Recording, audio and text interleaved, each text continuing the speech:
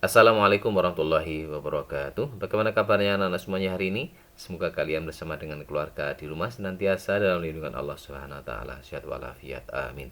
Hari ini kita akan belajar tema 7, subtema 2, pembelajaran 3 dengan muatan IPS dan PPKN. Silahkan disiapkan alat tulisnya dulu ya. Jika nanti ada hal penting atau poin penting, langsung kalian catat di buku kalian. Mari kita awali dengan baca basmalah bersama. Bismillahirrahmanirrahim.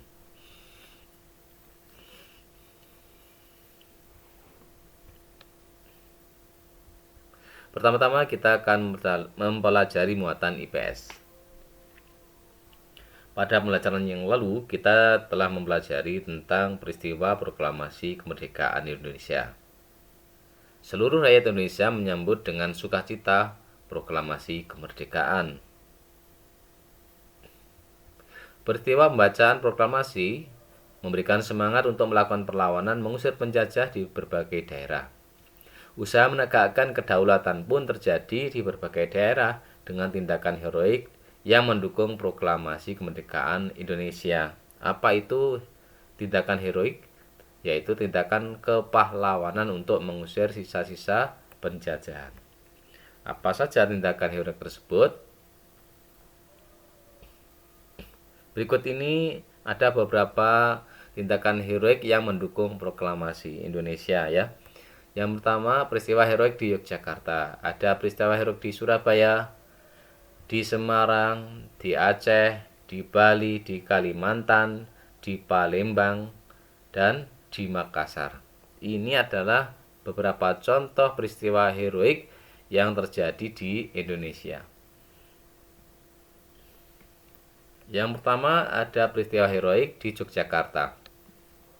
Peristiwa ini terjadi karena pegawai pemerintah dan perusahaan yang dikuasai Jepang mengadakan aksi mogok. Mereka menuntut agar Jepang menyerahkan semua kantor kepada pihak Indonesia. Perebutan kekuasaan di Yogyakarta dimulai pada tanggal 26 September 1945 sejak pukul 10. Kemudian ada peristiwa heroik di Surabaya. Di sini terjadi insiden bendera di Hotel Yamato, Tunjungan, Surabaya. Orang Belanda mengibarkan bendera merah putih biru di atap hotel, sedangkan rakyat Indonesia sedang merdeka. Rakyat Indonesia Surabaya tadi menyerbu hotel, kemudian menurunkan dan merobek warna biru bendera itu untuk dikibarkan kembali. Insiden ini terjadi pada tanggal 19 September 1945. Kemudian ada peristiwa heroik di Semarang. Pada tanggal 15 Oktober 1945, pasukan Jepang melakukan serangan ke kota Semarang dan dihadapi oleh TKR dan Laskar Pejuang lainnya. Pertempuran berlangsung selama 5 hari. Akibat pertempuran ini, ribuan pemuda gugur dan ratusan orang Jepang tewas. Untuk mengenang peristiwa itu, di Semarang didirikan monumen Tugu Muda. Ada juga peristiwa heroik di Aceh. Pertanggal 6 Oktober 1945, para pemuda dari tokoh masyarakat membentuk Angkatan Pemuda Indonesia (API). Anggota API kemudian merebut dan mengambil alih kantor pemerintahan. Di tempat-tempat yang telah mereka rebut, para pemuda mengibarkan bendera merah putih dan berhasil melucuti senjata tentara Jepang. Peristiwa heroik berikutnya adalah di Bali, yaitu para pemuda Bali melakukan upaya perundingan untuk menegakkan kedaulatan RI telah mereka dengan Jepang. Tetapi pihak Jepang selalu menghambat. Pada tanggal 13 Desember 1945, para pemuda merebut kekuasaan dari Jepang secara serentak, tetapi belum berhasil karena persenjataan Jepang masih kuat. Kemudian di Kalimantan nih, rakyat Kalimantan juga berusaha menegakkan kemerdekaan dengan cara mengibarkan bendera merah putih, memakai lencana merah putih, dan mengadakan rapat-rapat. Namun kegiatan ini dilarang oleh pasukan sekutu. Rakyat tidak menghiraukan larangan sekutu sehingga pada tanggal 14 November 1945 di Balikpapan, depan markas sekutu, berkumpul lebih kurang 8.000 orang dengan membawa bendera merah putih. Ini peristiwa heroik di Kalimantan ya. Kemudian selanjutnya ada peristiwa heroik di Palembang. Adanya upacara pengibaran bendera merah putih pada tanggal 8 Oktober 1945 yang dipimpin oleh Dr. A.K. Ghani. Pada kesempatan itu, diumumkan bahwa Sumatera Selatan berada di bawah kekuasaan Indonesia. Upaya menegakkan kedaulatan di Sumatera Selatan tidak memerlukan kekerasan karena Jepang berusaha menghindari pertempuran. Dan peristiwa heroik di Makassar. Gubernur Sam Ratulangi menyusun pemerintahan pada tanggal 19 Agustus 1945. Sementara itu, para pemuda bergerak untuk merebut gedung-gedung penting seperti stasiun radio dan kantor polisi. Seluruh rakyat di berbagai daerah dari berbagai suku, agama, dan golongan penuh sukacita menyambut dan merayakan proklamasi kemerdekaan. Semua bersatu padu dan lebur saling bahu-membahu melakukan perlawanan terhadap penjajah. Semua menunjukkan rasa persatuan dan kesatuan.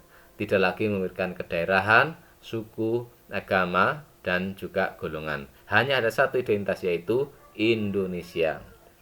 Sekarang kita akan masuki muatan PPKN. Lihatlah di hadapan kalian. Tahukah kalian? Ya, dalam gambar ini adalah lambang negara kita. Terdapat kalimat Bhinneka Tunggal Ika, yang berarti meskipun berbeda-beda tetapi tetap satu jua. Jadi semboyan itulah kemudian yang mengikat keberagaman bangsa Indonesia menjadi satu kesatuan.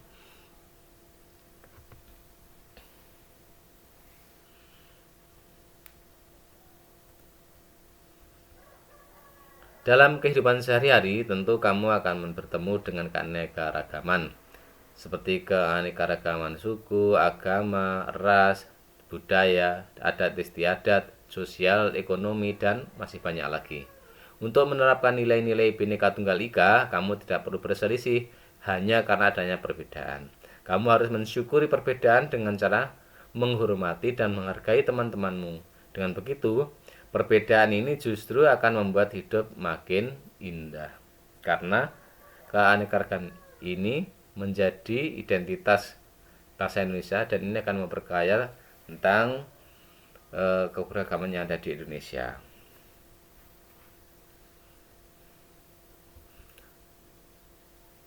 Cara menghormati keberagaman agama, yaitu dengan melaksanakan ajaran agama dengan baik.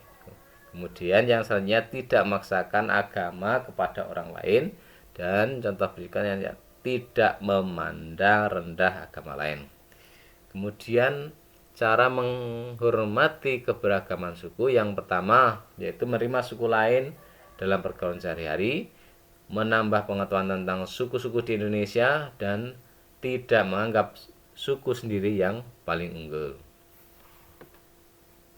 Dan bagaimana menghormati keberagaman sosial budaya?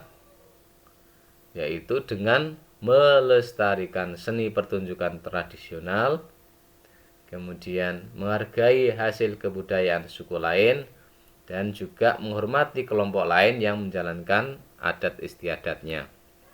Jika ini dijalankan, kehidupan kita akan semakin damai dan juga rukun. Baik anak-anak, cukup sekian penjelasan hari ini. Semoga kalian bisa paham dan mengerti. Tetap semangat belajar, semangat beribadah, jaga selalu kesehatan.